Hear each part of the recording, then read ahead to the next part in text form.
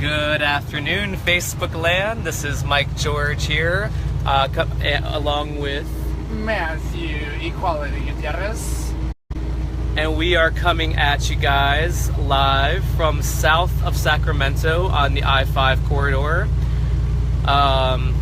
We kind of had a late start to the morning as we slept in on the holiday, and we're waiting for other folks during the holiday to fix my damn trailer. Yeah, to fix the damn trailer. So yeah, because I don't roll with shit that might potentially put me or my bestie in every sense of the fashion in harm's way. So yeah, we had to wait to get that fixed. So yeah, there was a good safety moment to kind of start off our Facebook Live session with, is securing your load and inspecting it if it's secured by somebody else, in order to make sure that they did that basically their work doesn't, that you can stand by their work. Trust and verify, girl. Mm-hmm. So as we like to do on our little trips, we like to kind of start off the day with some inspiration and or some, maybe a little anecdote from our friend Dr. Frank Tennyson, author of the book Sparkle and Kick It. Sparkle and Kick it. Kick It. Kick it, girl, kick it. And so we will go to the first page here, or whatever the random page is. I don't remember if we did this one already. Did we do this one already? I can't. One of the hardest things to accept is realizing your parents are unlikely to grow up. I don't think so. I don't think so. I think we have read that, but I don't think we've done it on Facebook. Yeah, so this is a good one. Okay, so, well, first of all, let me kind of show you guys kind of what it looks like around here. As I said, we're south of Sacramento, California. We're kind of going through. We're on I-5.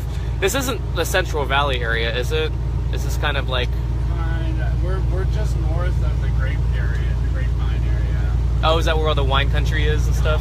Okay, so yeah, we're north of wine country, the Napa Valley area and stuff. I don't know. It's hazy out. It looks like this might be some light haze kind of coming in from the nearby wildfires. Yeah, in case you guys haven't heard, there are a lot of wildfires going on in the Pacific Northwest. I think a lot of them are in the Montana area. But we've also seen, I think Montana's kind of where a lot of the big ones are going on. Whereas in Oregon, I think it's more localized. And nonetheless, still a lot of fire and smoke out there. A lot of drought and a lot of heat. We've been seeing. Fire, we saw some pretty hot firemen yesterday, didn't we? Oh my God, yes. Then they followed us. That was kind of hot. The fucking firemen, yes. I told Han, okay, I'm gonna pass out now. Don't help me. Quick, call 911. Oh, wait, you're already here. Well, how convenient. Well, I don't remember any of that in my CPR training, but go on. You're supposed to put what where? How many breaths was it? How many kisses? Oh no, kisses weren't part of the training. Oh shoot. Wait, you don't undo your pants for CPR? Well, I mean, it depends on where you gotta get air and shit into the body, so you gotta utilize as many holes as you can, I think. I guess so. The more holes, the better. Right, So, anyways, yeah. So, I mean, I'm sure throughout the area, there's lots of brave men and women at OWL who are who are out there on the front lines. We've actually passed by a few staging sites for emergency personnel, helicopters and some of those I think they're crop dusting planes that are kind of retooled for dumping water. So yeah, it's been, kind of every now and then we'll pass by, kind of some interesting activity with regards to the folks around here combating the wildfires. So good luck to those brave men and women out there. Be safe. We appreciate you. Yes, we do. Unfortunately, we have not come across any road closures or anything that's strayed too close to the to the interstate. So I'm assuming that most of the fires out here are at least in rural areas and kind of far away from major population centers. I did hear though, I think Los Angeles is getting some some wildfires that are kind of creeping into some residential spots. I know. We've had a few of those this season so far. Right. I know some of you on Facebook had shared with us that you were packing your shit and kind of getting ready for the worst. So our thoughts and prayers with the folks that might be getting ready, to others that might be facing some harrowing situations of their own with their loved ones and their things. Just remember, things can be replaced. Your life cannot. Amen. That's true. Yeah. So and don't forget about your pets. Yes. Please don't forget about your pets. Pets are important. They're family. Damn it. Oh my God, I've seen like some really heartbreaking like articles about pets that were being left in their cages. Pets, horses. Yeah, and they're just left in the. I mean, I guess it's one thing to like abandon your livestock, but at least give it a place, give it an escape route or something. Let it live. Right. Pets' lives matter too. So yes.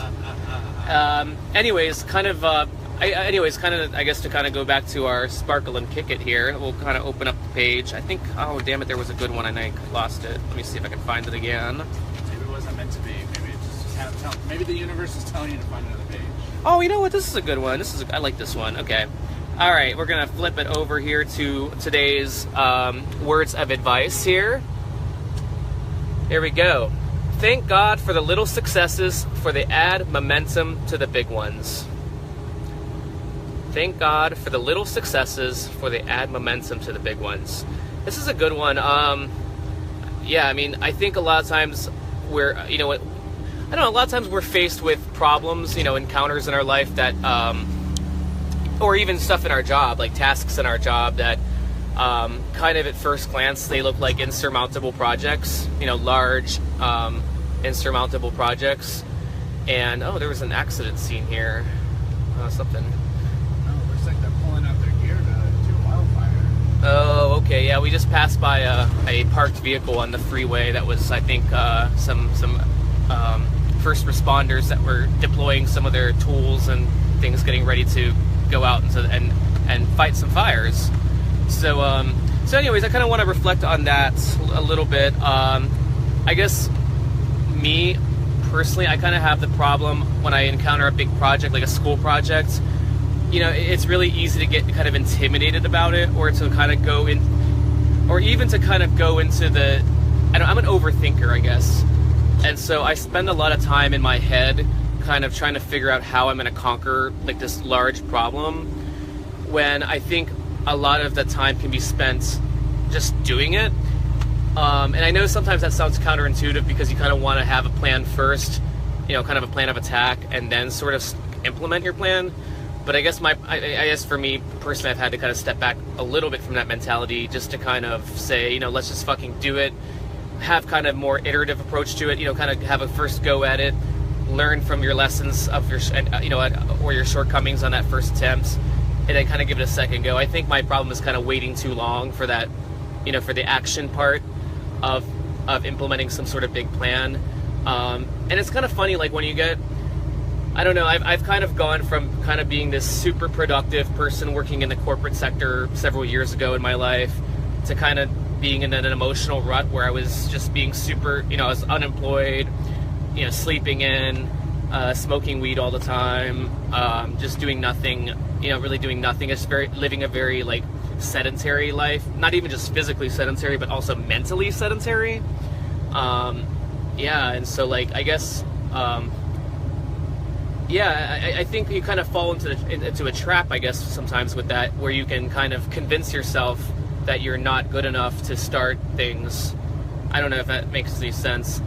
Anyways, that's kind of like the nature of a rut, I guess. And I guess the way that this particular phrase kind of hit me was that, just go and do it. Like I started kind of teaching myself, look, the hardest part of any new project, or the hardest part of any new endeavor, or a paper you have to write or whatever, the hardest part is opening the book.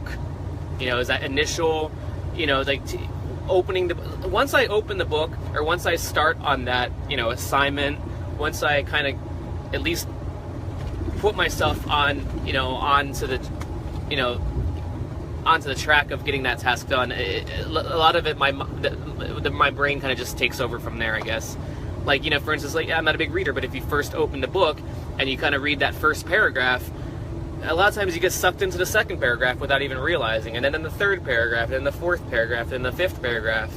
I mean, you don't just sit there and say, "Oh fuck, I'm gonna read like I'm gonna allocate one or two chapters, you know, to give to myself to read," and make that expectation for yourself. I guess I don't know. I guess that's something that's really hard to really discuss. I guess because a lot of that is like personal to me, and I've kind of I've been on both sides of the fence to where pre-planning your work is critical. I don't know. I don't know really kind of what I'm kind of rambling on that a little bit, I guess. I don't know. What are your thoughts on that, babe? I don't know. Definitely for me, in the way that I kind of interpreted the whole kind of quote from this book is, you know, don't get so overwhelmed with the big picture. Sometimes you need to look at the small picture in order to accomplish the small task first, which helps you gain that momentum to get the larger tasks done. You know, just kind of like, I mean, I'm going to put a real world perspective here. You know, with any job or whatnot, I mean, don't look at your whole project as the thing that you have to accomplish. What are the little steps that you have to do in order to actually get the whole project completely done? Is that you delegating? Is that you pre-planning? Is that you brainstorming? I mean, what is that? You hit on something as far as with school that definitely rings true, I'm sure, for a lot of people. And that's the fact of there's nothing worse than writing a paper and just starting it and staring at a blank page or a blank screen. And that's the hardest thing sometimes in order to, you know, actually get the words out. You know, for me to start a paper, it was always just write what you're thinking, and the next thing you know, you're actually writing about the paper. That's what edits are for. That's what peer editing's for. You know, that's where revision and rewriting comes into play. You know, just get the shit on the paper, and then you can edit it down from there. And you end up finding out that it wasn't as hard as you were making it out to be. It was just, as you said, getting started. You know, was the big key there. So I know for a lot of projects for work that I've had to do that, you know, where the project seems so daunting and somewhat impossible, but you know, I was put in charge of this to accomplish. So you gather a group of people, you find what their strengths are and what you can play to them in order to accomplish said task, and then that way, you know, you're all kind of gaining momentum together, and next thing you know, you're all running full steam ahead into the finish line. And once you get to that finish line, you're like, wow, I can't believe we just did this. I can't believe we accomplished it. And it's because you started with the small thing and started gaining momentum into the bigger thing, into the larger thing, into the grandiose final task. So that's kind of how I interpret it. So, you know, my thing would be is don't put it off. If you can accomplish a little bit of something, you know, do it. And, you know, that's where I think SMART goals kind of come into play. You know, they need to be obtainable, they need to be achievable, measurable, and you need to be able to track your progress on that. So, I mean, you can't just say, okay, I'm going to make $1 million, you know. Okay, well, we would all like to make $1 million. We would all also like to hit the Powerball too. But, you know, it works for somebody, right? For somebody, you know. But I know for myself, I don't know how I would deal too well with coming into that kind of large amount of money. Oh God, yeah, that would be overwhelming. For me, I've always been a worker, a hard worker, whether it be physical, blue collar job, whether it be white collar job, whether it be a brown collar job. What's a brown collar job? What can brown do for you? And I ain't talking UPS, girl. No, I was being silly with that. But yeah, it's just about honing in, getting started, and letting those little accomplishments start building into bigger accomplishments and even larger accomplishments. I'll say kind of on that note with your what you said about, like, you know, start, you know, gathering your team or whatever for a project. Like, that's one mistake that I found myself making with team projects, even at the beginning stages, is trying to have too much of the planning up front. And this even goes for my meetings. Like when I have a meeting, if I'm chairing a particular meeting, I've always had kind of the bad habit of making an agenda for the meeting, and like sort of try to set very clearly defined agenda topics, which is, I think, appropriate in a lot of meetings, depending on kind of the context and the discussion involved. Oh my God, Angela Price, hi. Hi, Angela. But yeah, I think I found myself over planning at the beginning and not. I mean, I think a lot of times when you have, let's say you're on a big project for work or something, and you have like the first meeting, like a kickoff meeting or something. I found myself putting a lot too much emphasis on framing the meeting, where really one of those types of meetings is really supposed to be free flowing anyways, because you're trying to kind of petition for ideas and perspectives that maybe fall outside of the box of how you might have that agenda bulletized or organized.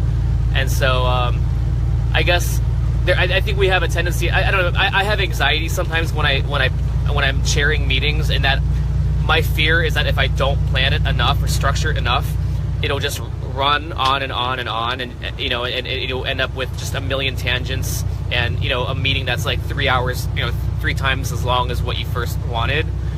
Wow, that's fresh. So, oh yeah, wow, there's some fresh wildfire, brush fire remains here. So as you can see there. That's funny that you say that about meetings, because I am totally guilty of doing that. But I've done both extremes. I've been the person who has completely written down and made sure that there was an agenda available to everybody, which not only kept myself on task, but also other officers that I had the pleasure of serving with as well.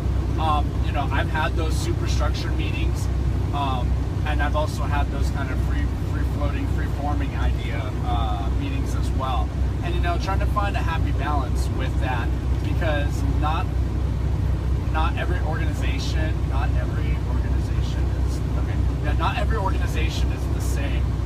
Sometimes even within their own organization, things have to be done in a little bit of a different way. So one thing that I found out was, I'm taking this back to my Bright Signal Alliance days, but with our officers meetings, those had to be super structured, because we were put in charge of helping run the organization.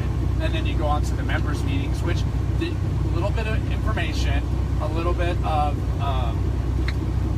what's coming up, and then more of the members, because that's really, with that Gay Straight Alliance, it was all about the membership, because without the membership, without the people, there's no reason to have an organization of that. And that kind of goes with a lot of other GSAs. Now, how everybody else runs them is completely up to them. Well, I ended up, with the help of my team, figured out some things that worked, some things that didn't, and opportunities to be able to make the organization as a whole better. And that is one thing that, unfortunately, I'll say it right now, from what I've heard of that organization, has been lacking, but also the membership too. And I feel, as my own opinion, that if they try to get people more involved, I think the people would come, because that's what our main focus was membership. Every opportunity talking to somebody was an opportunity to recruit more membership, whether they be trans, gay, bi, pansexual, asexual, polyamorous, cisgender, whatever, the whole alphabet, even our allies, because our allies are super important as well. I mean, and that goes with any group of people. Group of people. I was going to say really any activist kind of group. You need your allies. You need the people who are super passionate. You need the people out there in the trenches that are beating down doors, making that loud, joyful noise, and making your point heard. And then the people who are very logical and who can think rationally and be able to communicate that effectively, which is something I still struggle with myself. I'm a very passionate person, and when you put passion and emotion into something, sometimes you tend to react a little off the cuff. I think it's like I think institutions are like an engine. I mean, passion and excitement are sort of the fuel. Absolutely. But if your engine's not built, that the fuel just it just causes an explosion. It doesn't, and that explosion damages the engine, and if the engine's not built properly. So I mean it's one thing to have the passion and the excitement and the fervor, but it's another thing to channel that energy into something productive. And I think that's kind of where you can have the different. I think if you're a large enough institution and you have a diverse enough group of people with different skill sets and talents, you can have people that are kind of your zealots, your passionate zealots, and then you can have those that are kind of that kind of do the administrative work, I guess, of taking that energy and sort of organizing it into something like planning events, or organizing political campaigns or asking for money, or asking money. But I mean, even asking money, it has to have a very structured process. I mean, you can't. You don't want to just turn your institution into a giant panhandler. I mean, there has to be kind of a, I guess a kind of a tact to it. There's a huge tact with asking for money, and it's sometimes the people who build the rapport with a certain organization or a certain individual or company, and sometimes it's as easy as, hey, this is what our project is, this is the amount of money that we're asking for, can we count you being on board with being able to give us X, Y, or Z, or be able to point us to the people who would be able to do that. Sometimes you get money, sometimes they point you to people who you'd actually end up getting more money from than you would have just from that particular individual or from that certain group or company. So that I don't know. I'm never afraid to talk to people. I don't think Mike is either. I'm bad with asking for money, though. That's always been my weak suit in terms of like the various roles I've had in these institutions and stuff. Like I don't know. I love doing the operations and the logistics stuff, and even the marketing and promotions. Oh yeah. But it's one thing. Fundraising was never my forte. See, I love fundraising so much, and it's because it's not specifically for me. Now, I won't ask for money for myself, and those of you who know me knew about a year and a half ago I was in a position where I was actually asking for money, but I made some not smart relationship choices, which therefore put me in a position where I had to make some really tough choices, and by making those tough choices, and with help with some great, wonderful friends and family, I was able to survive what I was doing, and therefore help me be able to get this job that I'm currently doing right now, which I don't really look at this as a job. I mean, yes, it's a career, but this is one of the best jobs I have ever had. I love this job. I get to wake up, I get to be in different places all the time. I get to see friends who I haven't seen in a really long time, and reconnect, and it's like we haven't skipped a beat. We just saw each other yesterday. I got to meet a wonderful man again, and the love of my life, and so without this job, I don't think that would have been possible. Now you're getting to experience the tables have turned, kind of. I don't know. It's funny. I've kind of gone from sugar daddy in previous relationships to kind of this one being my sugar daddy right now in a way. No, not sugar daddy, but he's. I'm not completely broke as fuck right now, but think by the Lord's good hands. But yeah, I mean, in a few more months when I get my job, maybe I can, maybe the tables will turn again. Maybe I can be a sugar daddy, and maybe I can kind of balance out the equation here, financially and everything. So okay, well that's a good. But one thing I want to say before we segue out of that, kind of back to what we were talking about with organizing people and organizing campaigns and stuff, is that one thing that really has impressed me, and always really impresses me about when hurricanes strike and when we have big disasters, is seeing the response team, seeing the logistical response effort that's being waged on all levels. I mean, you have the federal government doing its thing FEMA, but you also have a lot of people, just from the ground, just neighbors that are, picking up their neighbors from, the back of their pickup truck or the back of their fishing boat or something. That's so fucking inspiring. Like, oh, it is. And like, one thing that really fascinates me is when you read about these coordinators, these emergency coordinators, and the jobs that they have to do with taking all the, they have, on one hand, they have a handful of really awesome and really motivated volunteers.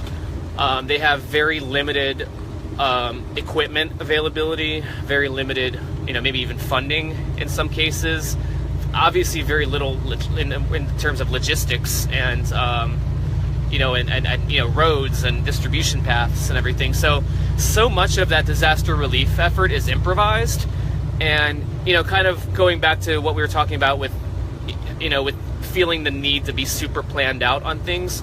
I mean, nobody planned for this disaster. Nobody planned for Hurricane Harvey. I mean, there are plans, kind of de facto plans that have been outlined by emergency experts and the government and everything, like evacuation routes. But even those evacuation routes and even all those standard protocols that people follow when they have a typical storm, so many of those were thrown by the wayside with just the unprecedented scale and nature of this particular disaster. And so, the art of improv is not just a theater skill; it's a life skill. And even in my old job at AEP, even little mishaps, like you have a transformer that doesn't arrive in time at a job site, and you have to put the grid in operation at that point, otherwise you get fined by the government, and not to mention you piss off your customers that rely on you to provide power by a certain date, maybe for a factory that they're trying to open up.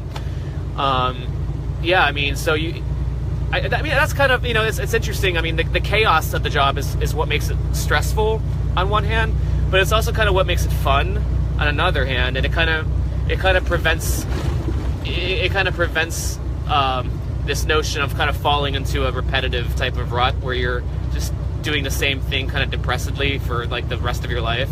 It kind of adds some spice to your life a little bit. And so spice overall is the variety of life. Exactly. Variety is the spice of life. There we go. Mm-hmm. Yeah. Spice up your life.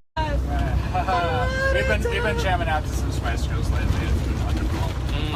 But no, you had mentioned something as far as monetary and what you're contributing right now to this relationship. And I'm a firm believer relationship, whether it be friendship, love, whatever, what have you, a marriage, it all has to come with compromise, but also people have to be able to give 50-50. Now, I'm not saying monetarily 50-50, but as long as the person is putting forth the effort and doing other things and not taking advantage of a situation, which I don't feel that you're doing whatsoever. I asked you to come on the road with me. I knew your situation, but I also knew that you were going to sit on your laurels and be content with that. And I knew you were going to get a fire lit under your ass and be able to make it happen. So, I know we are laying the foundation for things yet to come, and that's what's exciting about this. Not to mention, we get along so good. Now, I'm not saying every single fucking day is hunky-dory. We do have our little tips now and then, but it's the fact that we respect each other enough to be able to talk about it, to voice our concerns and our opinions, and then to be able to find a resolution to that, and not to stay angry about something, which is, I feel, going to carry us for a long time. Fuck yeah, baby. But yeah, for sure you contribute to my fucking mental well-being. Well, that's good, babe. I'm really glad to hear that. Sometimes you also contribute to my mental instability. You take the good and the bad a little bit, right? So this is kind of what I was talking about. These are what those trees were looking like we were talking about earlier, so they were a lot bigger. And these are all dried up almond trees. So earlier on our drive, there's a whole new grove that has been replanted planted now. And beforehand, they were just huge trees that were dead and really an eyesore. And they took all of those trees up and chopped them down, and now they have new trees planted. So yeah, it's great. But I just wanted to point that out to Mike while we were driving past. Yeah, a lot of wide open land in this part of California, as you can see. Up to the California Aqueduct in Sacramento. Oh yeah, the California Aqueduct. Oh, and look, it's filled with water. Yay! That's a good sign.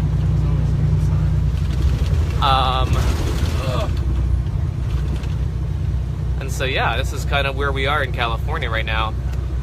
I'm interested to hear what everybody's doing on this Labor Day. Nobody has commented yet, so yeah, happy Labor Day, y'all.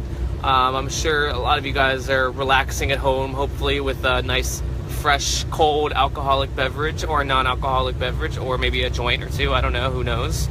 But yeah, this is it's a beautiful day here. It's fucking hot, but you know, it's not bad. It could be worse. It's just actually a little humid here today, which is making it a little intolerable. Mm-hmm. But you know, every day that we get to shower. Yeah, we did get to take a nice shower this morning. That was fantastic. Yes, it was. It was a clean shower, freshly cleaned. And oh yeah. then we got freshly showered. Mm-hmm. And that's where I'll leave the end of that story. So we are. I guess yeah. Tell us about the load that we're taking, babe. I got wood. Oh yeah, more wood. That I'm taking to Phoenix. Yeah, dumbass. If you wouldn't have actually tried to keep pace with me, you wouldn't have had to ride on the fucking shoulder. You fucking fuck. Anyway, sorry. I like to talk to cars like they can actually hear me. But yeah, no. So I picked up a load of lumber that was what we call T-call, which is just dropped at a yard, and then another driver will pick it up. So after I delivered my van load at Lowe's, which they took wonderfully 4 hours to do, but in the meantime, we had a wonderful dinner at the Texas Roadhouse. We both killed our food. Yeah, we did. I'm really glad we decided not to share because I really think we would have still been hungry. All right, we're back again. All right, our reception might be spotty. I'm not sure, but yeah, anywho. It's just the part of California we're in.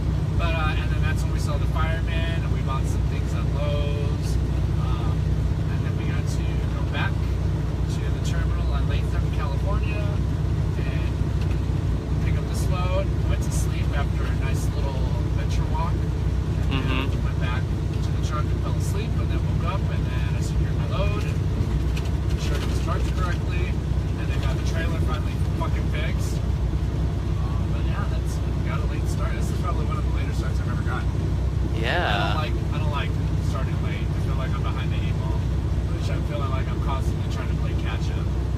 Especially since this load is due before 1400 manana, which that's 2 p.m. for those of you that don't know military time, and manana is tomorrow. So For those of us who speak American. I wish I could see how hard I just rolled my eyes.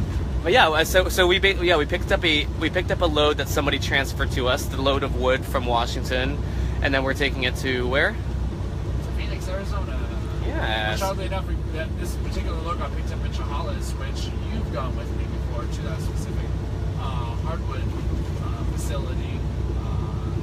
With our friendly forklift driver. Our friendly forklift driver and our wonderfully beautifully tattooed forklift who actually driver. was in charge of the shipping department. So. Oh, she was fabulous. Yeah. She was fun. Yeah, I enjoyed her. Yes. Oh, Alan. Hi, Alan. Where are you? Where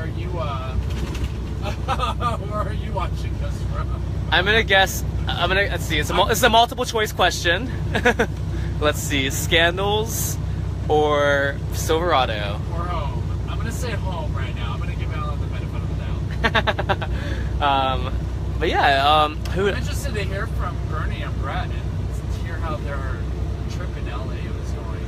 Oh, that's true. Let's see. Let me see who else has joined us. Daniel Wright. He is. I know him from Montreal. He was a fellow American living in Montreal. It's a super powerful and kind of sexy name, I'm not gonna lie. Daniel Wright? Yeah. It is, yeah, that is kind of a badass name. No, he was a karaoke DJ. Oh my god, where the hell? I'm trying to think of where. Oh, at Drugstore. Oh my god, which is a lesbian bar. Oh, I'm thinking like a legitimate drugstore. I'm like, no. So it was it's a big lesbian bar named Le Drugstore. And I have a bad feeling like I'm gonna go to Montreal and it's gonna be closed because it was, I don't know. I just have I feel like all of my favorite lesbian bars have closed down recently, and it just makes me really sad. But anyways, Daniel is a fabulous gentleman from who's a karaoke DJ, and he's a pretty talented guy. He plays guitar, he sings. Really, oh my god, he's a great singer. I think he produces his own music too, and he does like a lot of the digital electronic music editing that I would someday like to learn how to do. I think he's actually posted some pretty cool videos on his Facebook page of some of the projects that he's been working on. You're gonna have to point them out. Yeah, absolutely. But yeah. So who else do we have on here? Who else do we got? Ali Mislinski. She's a fantastic gal from Steubenville, from my high school days. Who? I haven't seen her in a while. She's I'll see pictures of ever. I think she's with a lad who was also, we went to band together. Like she and her boyfriend / maybe husband, I'm not sure. Say maybe husband or maybe? Maybe husband, not baby husband. I mean, we have a lot of those in Steubenville too. But no. Ali was a sharp. She is a sharp cookie. I love Ali. Oh, I thought you were gonna say she's a shark. I was like, okay. I mean, she's a shark too. No. Oh my god. Look. Okay, I'm gonna go. Oh my god. Look at all this burnt. Oh, that's me again. Look at all this burnt out land over here. This is like, oh my god. Here's some. Oh, it goes farther down, man. Wow. Yeah. Here, once we kind of get over this little hill thing, you'll kind of see the extent of this wildfire damage out here in this area. Look at all that, ladies and gentlemen. Wow, that was right to the edge of that. You know what? I bet you anything that probably stemmed from a car catching fire, or somebody throwing their fucking cigarette butt out the window. Wow. Which, mind you, don't do that, people. If you're gonna be a smoker, be a responsible smoker. Use an ashtray. Don't throw your shit out the window. Especially here now. Especially anywhere. Yeah. Because whether or not you realize it, that's actually a littering fine. Not to mention the fact if you start one of these fires, how big of an asshole are you? Oh, they'll charge you. I mean, they'll charge you for what? Like, if you cause a wildfire, like, I mean, depending on how bad it gets, I mean, you can get, like, some pretty significant... Like, they'll actually throw you in where the fire is just to get the reparation. I'm just kidding. No, I'm sure they find you for whatever the cost is, whatever the damage is, any loss. Yeah, it's funny, like, something that kind of annoyed me when I first... This reminds me of when I moved to Montreal, and, you know, Montreal was kind of... It liked to tout itself as this, you know, green, friendly, sustainable city. I mean, they do a ton of recycling out there. I mean, they're very much like They're very much like Portland's in that regard. But, you know, despite all their environmental sensitivities and everything that they proclaimed, they would throw cigarette butts out everywhere, like when you're walking down the street and stuff. And I just found that to be really, really hypocritical. You know, like, here we are going through all these, you know, hoops and ladders, you know, recycling and, you know, using products that are sustainable, you know, sustainably produced and all that.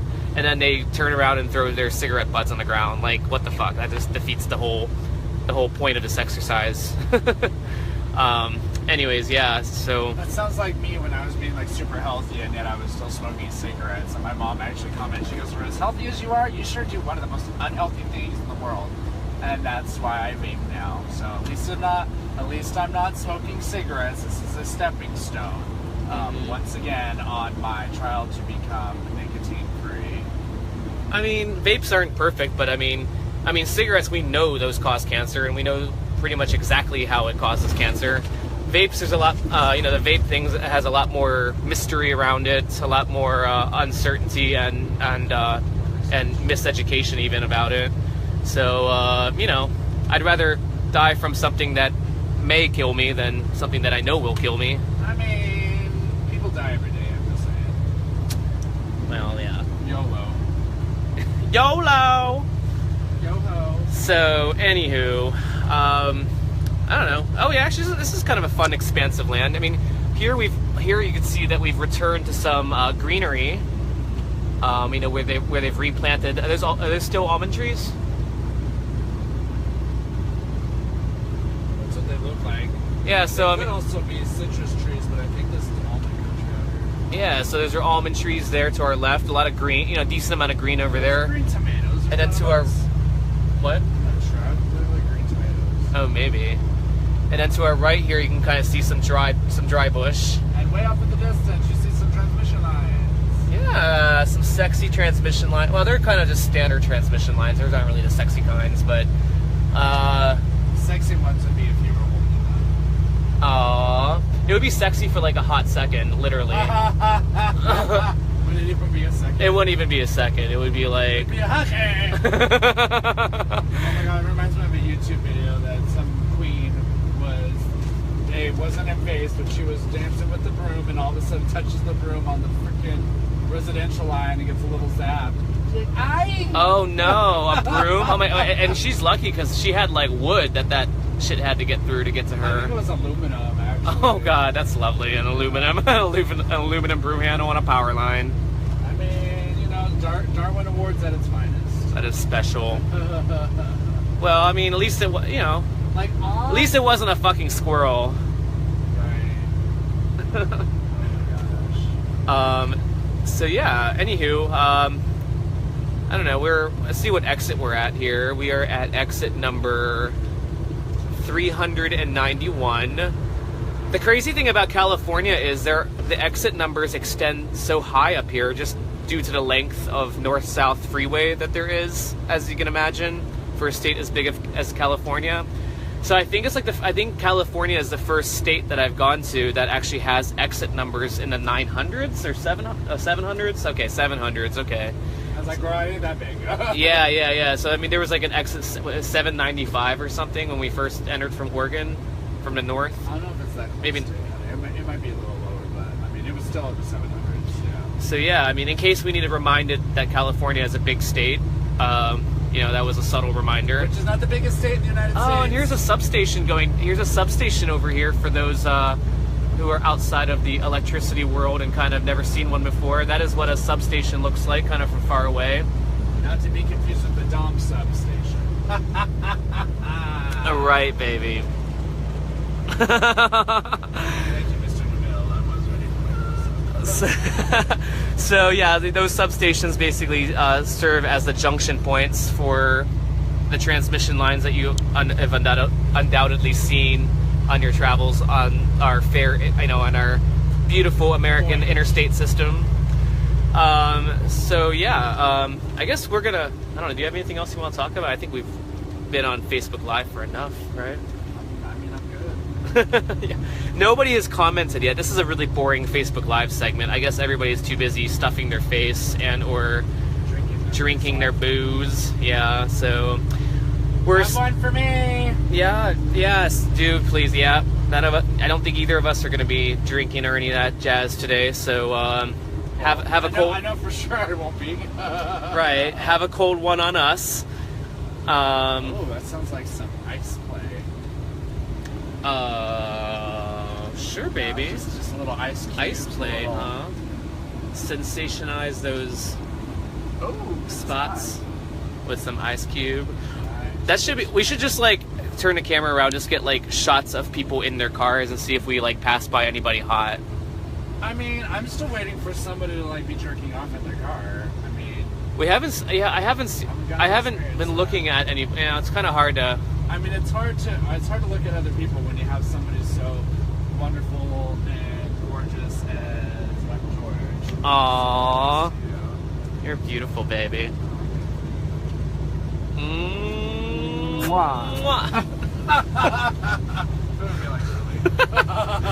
All right. Anywho, so yeah, you know, coming at you live from south to Sacramento, somewhere along California on the I-5 corridor. This has been Mike and Matt. And hope you're all stay safe out there. It is a holiday weekend. If you do drink, Get a designated driver. get a designated driver. Uber, Lyft. Get some exercise. Work out your alcohol. Maybe even walk home. That trick who's under 21 and who you know is not drinking and can pick you up from the bar. Any of those. Mm-hmm. So just be aware. Law enforcement officials will be out there in full force, I'm sure. Don't give them easy money. No. So anywho, on that note, this has been Mike and Matt. Ta-ta for now.